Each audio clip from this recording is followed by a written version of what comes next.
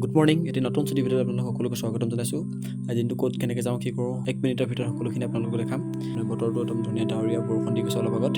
College যাম যিহেতু college ওলাই ল'লোঁ। ডিমৌ পাই গ'লোঁ। ডিমৌ অহাৰ পিছত জুবিনদাক ধুনীয়াকৈ অংকন কৰি থোৱা আছে, ইয়াত শ্ৰদ্ধাঞ্জলি জনাই থোৱা আছে। হাততে মোবাইল এটা লৈছোঁ ককাই দুজনৰ কাৰণে। আমাৰ কলেজ ৰোডলৈ যিটো সোমাই যায় চাওকচোন, কি সৌন্দৰ্য ইয়াত, কিমান ধুনীয়া লাগে বৰষুণ দিলে থকা ৰাস্তাটো গৈ পেলাই। কলেজ পাই গ'লোঁ ধুনীয়াকৈ। ষ্টুডেণ্ট কম যিহেতু ক্লাছ এটা হ'ল, মেজৰ ক্লাছটো কৰিলোঁ। এইফালে নিৰ্মলৰ দোকানত অকণমান আড্ডা মাৰি যাম বুলি আহিলোঁ। লগৰবিলাকে কথা চথা পাতি আৰু ওলাই আহিলোঁ। ওলাই পেলাই দেখিলোঁ এই ছোৱালীকেইজনী চাওকচোন বাৰু, ফুল ছিঙি আছে ইয়াত।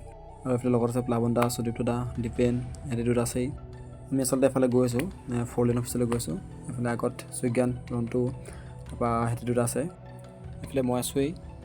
এই অফিচ পালোহি, 4 লেন অফিচ। সকলোৱে কথা চথা পাতিলে। কষ্ট কিমান আছে আকৌ, এটা ভৰিকেইটা চাওক কি অৱস্থা, এটা ইমান ঠাণ্ডা বতৰত।